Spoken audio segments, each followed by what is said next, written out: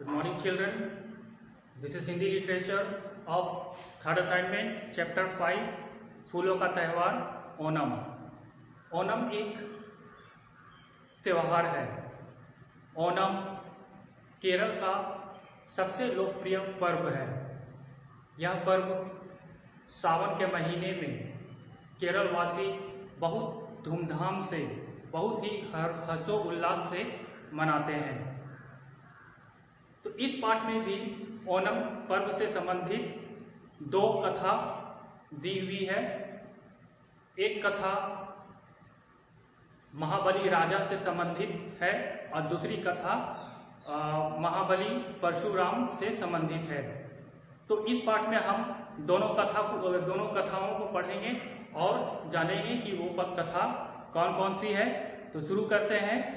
अध्याय 5, फूलों का त्यौहार ओणम।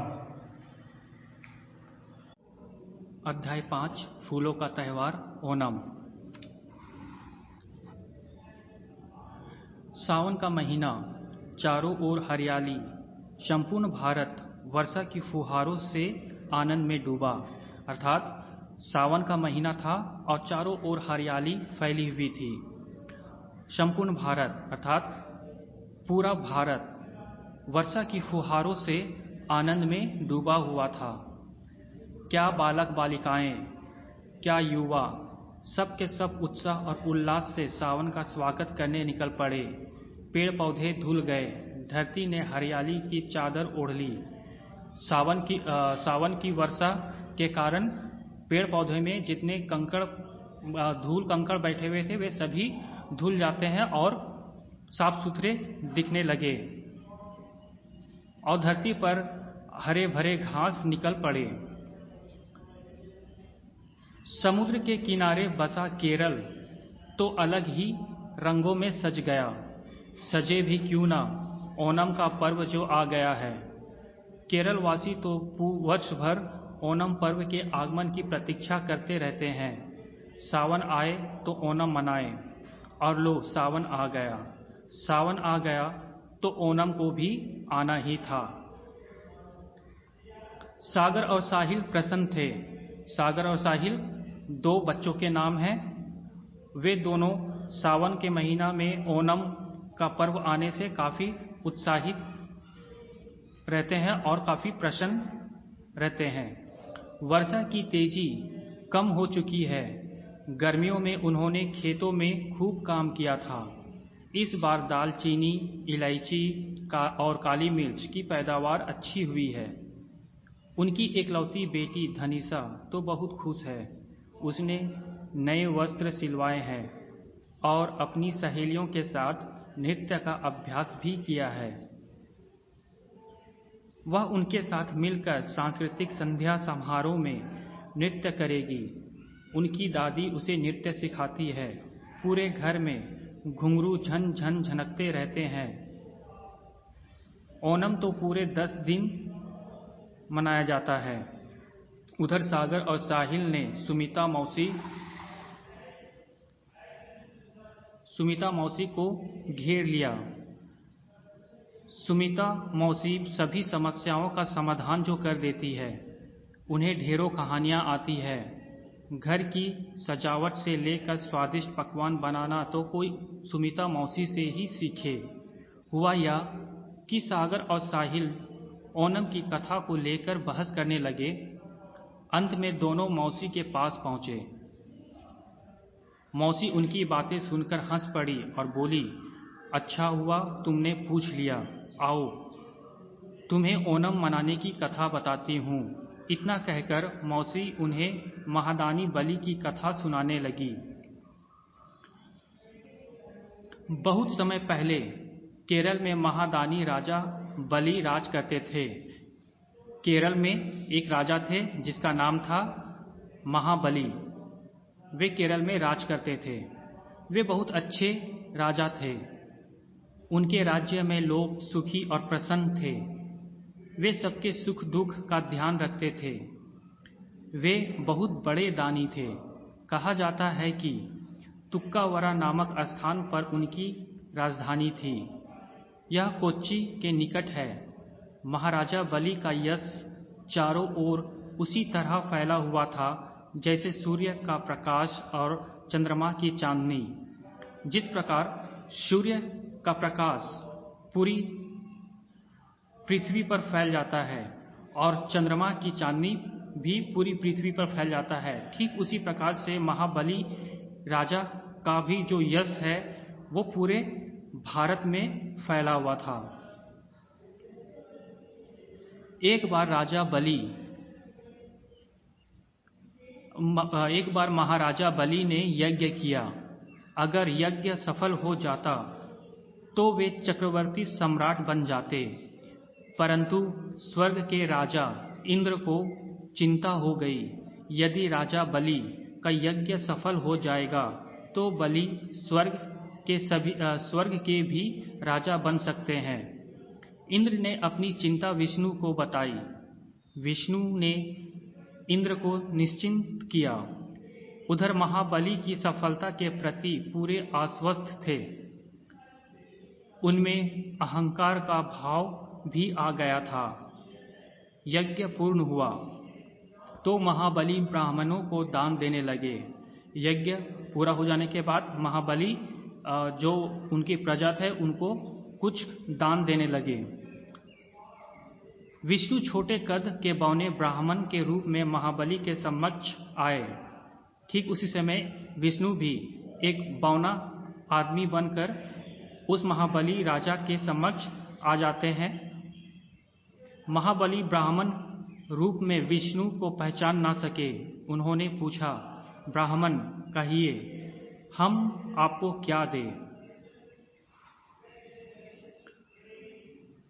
विष्णु तो इसी अवसर की प्रतीक्षा में थे।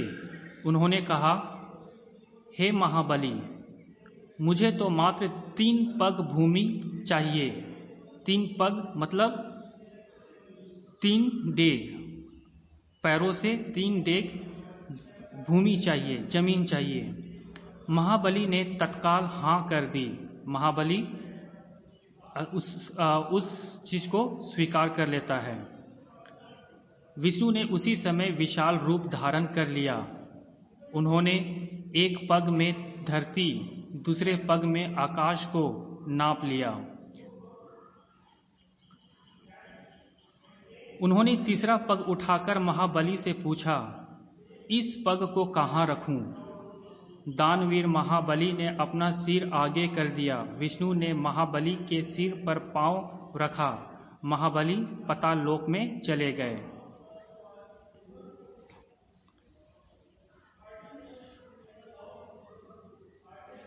इस प्रकार महाबली में आया अहंकार का भाव चूर चूर हो गया।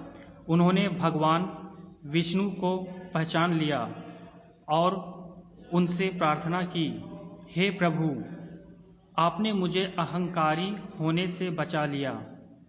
मैं अब पाताल लोक में ही रहूंगा। मेरी एक ही इच्छा है कि आप मुझे वर्ष में एक बार अपनी प्रजा से मिलने की अनुमति दें। विष्णु ने उनकी प्रार्थना स्वीकार कर ली। श्रावण के महीने की शुक्ल त्रयोदशी के दिन महाबली पृथ्वी लोक पर आते हैं। उनका राज्य केरल में था।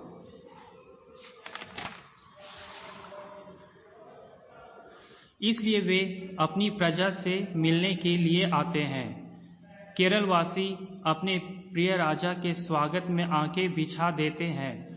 तब से इस दिन को ओणम का त्यौहार मनाने की परंपरा आरंभ हुई। सुमिता मौसी ने जिस ढंग से राजा महाबली की कथा सुनाई, उससे सागर और साहिल तो मानो महाबली के युग में ही पहुंच गए थे। उनको लग रहा था कि वो महाबली के युग में है और उन्हीं के युग काल में वो अपने आप को देख रहे थे। हम राजा महाबली के स्वागत में पूरे घर को सजाएंगे कहकर दोनों भाई काम पर लग गए। तो चिल्ड्रन, ये थी कहानी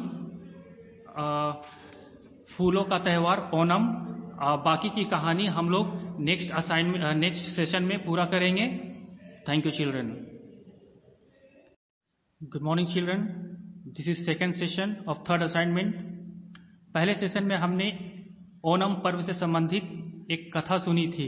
उस कथा में महाबली राजा किस प्रकार अपना यज्ञ पूरा करते हैं, भगवान विष्णु किस प्रकार बावना रूप धारण करके किस प्रकार उससे पूरी धरती छीन लेते हैं। तो सेकेंड सेशन में भी हम लोग एक दूसरी कथा पढ़ेंगे। शुरू करते हैं। ओणम की एक कथा परशुराम के जीवन से भी संबंधित है। पहली जो कथा थी वो महाबली राजा से संबंधित थी। दूसरी कथा अभी जिसे हम लोग पढ़ रहे हैं ये परशुराम से संबंधित है। जब क्षत्रिय राजाओं का अत्याचार बहुत बढ़ गया था तो परशुराम को बहुत क्रोध आया। परशुराम ब्राह्मण थे। उन्होंने पृथ्वी से अन्याय और अत्याचार मिटाने के लिए क्षत्रिय राजाओं का वध कर दिया। जब परशुराम का समय था, जब उनका राज्यकाल था, तब वहां उस समय बहुत सारे राजा थे। वे राजा गरीब निर्धन लोगों पर काफी अत्याचार करते थे। परशुराम से ये सब देखा नहीं जाता था, इसलिए वो जितने भी क्षत्रिय राजा थे उन सबका वध कर दिए थे। इसके पश्चात उन्होंने यज्ञ किया। यज्ञ पूर्ण हो जाने पर उन्होंने सारी धरती ब्राह्मणों को दान में दे दी। उसके पास रहने का स्थान भी ना बचा। उन्होंने सह्याद्री पर्वत पर जाकर तपस्या करके जल के देवता वरुण से भूमि मांगी। परशुराम की तपस्या से प्रसन्न होकर वरुण ने कहा, हे परशुराम, तुम इस रक्त से सने फरसे को जल में धोकर शुद्ध करो। फरसे का मतलब है कुल्हाड़ी के आकार का हथियार। अब तुम हिंसा को त्याग कर इस फरसे को समुद्र में फेंक दो। यह फरसा जहां गिरेगा वहां का जल हट जाएगा, वह भूमि तुम्हारी हो जाएगी। परशुराम ने वरुण देवता की वचनानुसार फरसा धोया और समुद्र में फेंक दिया। वहां जो भूमि निकली वह भूमि ही केरल प्रदेश है। जहां वो कुल्हाड़ी मिला वो केरल प्रदेश था। आज भी वहां तिरुक्वर मंदिर है जिसे परशुराम ने बनवाया था। कहा जाता है कि श्रावण महीने की शुक्ल त्रयोदशी के दिन परशुराम ने इस मंदिर में भगवान विष्णु की मूर्ति स्थापित की थी। उस दिन से यहाँ भगवान विष्णु की पूजा की जाती है। तब से ओणम त्योहार मनाया जा रहा है। ओणम त्योहार की धूम 10 दिन तक रहती है। ओणम का पर्व कितने दिन मनाया जाता है? 10 दिन तक मनाया जाता है। लिपाई पुताई, सफेदी और रंग रोगन से घरों को नया रूप दिया जाता है। चारों ओर की सफाई की जाती है। वास्तव में ओणम फूलों का पर्व है। केरल के सभी घर फूलों से सज जाते हैं। बालिकाएं, युवतियां और महिलाएं रंग बिरंगे फूलों से रंगोली बनाती है। घरों के आगे भांति भांति की आकृतियां और नमूने बनाए जाते हैं। उन्हें फूलों से सजाया जाता है। उनको देखकर ऐसा लगता है मानो हम स्वर्ग के सुंदर उद्यानों में पहुंच गए हों। इस रंगोली की विशेषता यह है कि पहले दिन इसे एक रंग के फूल से सजाया जाता है, दूसरे दिन 2 रंगों से, तीसरे दिन 3 रंगों से और अंतिम दिन 10 रंगों के फूलों से सजाया जाता है। मतलब जितने दिन बीतते जाते हैं उतने रंगों से सजाया जाता है। पहला दिन एक रंग से, दूसरा दिन 2 रंग से, तीसरा दिन 3 रंग से, 5वां दिन 5 रंग से, 8वां दिन 8 रंग से। दिन के हिसाब से रंगों से उतने नंबरों से सजाया जाता है। ओणम के 10वें दिन की धूमधाम अलग ही होती है। उत्साह और उल्लास में डूबे केरलवासी प्रातः से ही नए वस्त्र पहनकर पूजा पाठ आदि में व्यस्त हो जाते हैं। मतलब प्रातः मतलब सुबह से ही व्यस्त हो जाते हैं पूजा पाठ में। ओणम के प्रमुख आकर्षणों में नौका दौड़ प्रतियोगिता होती है। नौकाओं को सजाया जाता है।